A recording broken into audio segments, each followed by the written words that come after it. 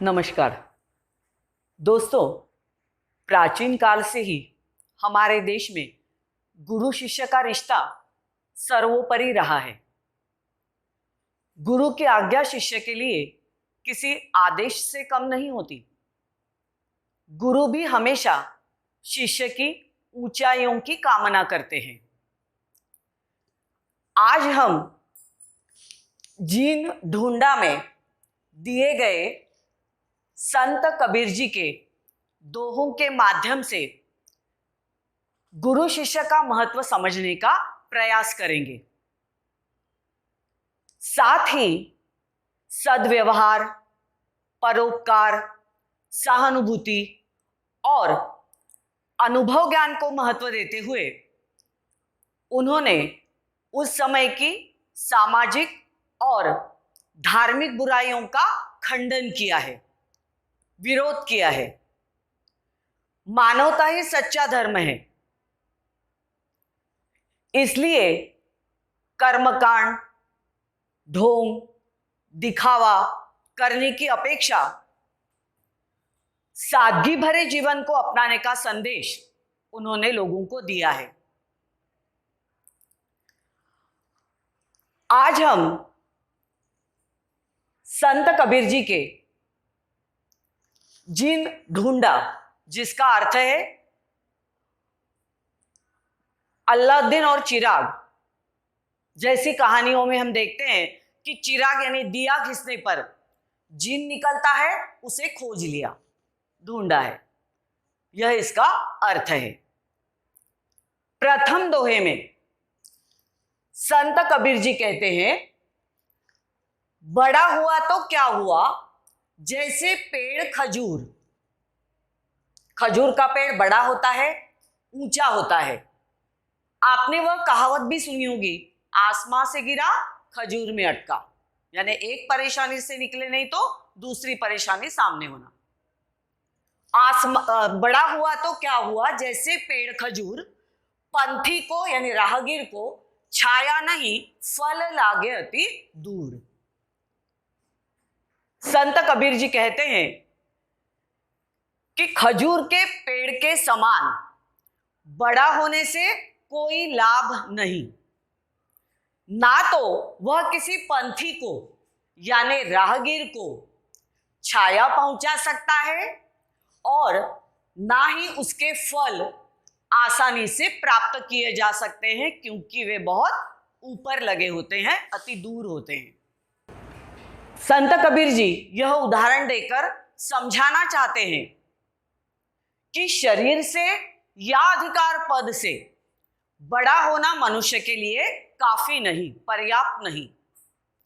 हमारे कर्म बड़े हो जिससे औरों को लाभ मिले, अधिक से अधिक लोगों का हम कल्याण कर सके। अर्थात परहित और कर्तव्य के प्रति सजग रहने का संदेश प्रस्तुत दोहे में उन्होंने हमें देने का प्रयास किया है।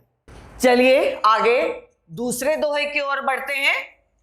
शिष्य को ऐसा चाहिए, गुरु को सब कुछ दे, और गुरु को ऐसा चाहिए, शिष्य से कुछ नहीं ले। एक छोटी सी कहानी का सहारा लेकर इसका अर्थ समझना अधिक आसान होगा। बहुत साल पहले की बात है।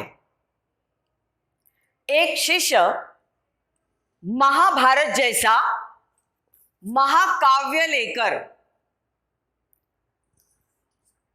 जो महर्षि व्यास रचित महाभारत जैसा महाकाव्य लेकर एक गुरु के पास पहुंचा और उसने उनके सामने महाभारत कथा का सार जानने की अपनी इच्छा प्रकट की। खुश होकर गुरु बोले, बहुत नेक ख्याल है आपका, चलिए आज से, बल्कि अभी से ही पढ़ना प्रारंभ करते हैं। किताब खोलो और आरंभ करो। जहां भी कोई समस्या होंगी उसका समाधान भी हम ढूंढेंगे। इस पर उदास होकर शिष्य ने कहा, गुरुदेव, मुझे अक्षर ज्ञान नहीं, मुझे पढ़ना नहीं आता, मैं निरक्षर हूं। अब गुरु भी चिंतित हुए। इतने बड़े महाभारत का ज्ञान कम समय में देना उनके लिए संभव नहीं था, और ना ही बगैर ज्ञान के वापस लौटाकर वे गुरु को निराश करना चाहते थे। यह बात भी उनके मन को खटकने लगी थी। थोड़ा सोच विचार करके गुरु ने कहा, ठीक है, अगर आपको पढ़ना नहीं आता तो किताब बंद कर दो। शिष्य आश्चर्यचकित तो हुआ, लेकिन गुरु की आज्ञा का पालन जो करना था उसने किताब बंद कर दी। अब देखो सामने मुख पृष्ठ पर चित्र में तुम्हें क्या दिखाई दे रहा है? शिष्य ने उत्तर दिया, गुरुदेव, यहां बड़ा रथ है। रथ पर स्वयं भगवान श्री कृष्ण विराजमान हैं। रथ के घोड़े की लगाम उनके हाथों में है और अर्जुन हाथ जोड़कर, नतमस्तक होकर, सिर झुकाकर रथ के सामने नीचे जमीन पर बैठा दिखाई दे रहा है। बस यही तो महाभारत की कथा का सार है। अपने जीवन रूपी रथ के घोड़े की लगाम गुरु के हाथ में सौंप दो, अपने आप को उनके चरणों में समर्पित कर दो। देखो चारों ओर से सफलता आपके कदम चूमेगी। शिष्य भी खुश हुआ और गुरु को भी समाधान मिला। कुछ ऐसे ही भाव प्रस्तुत दोहे में भी वर्णन किए हैं।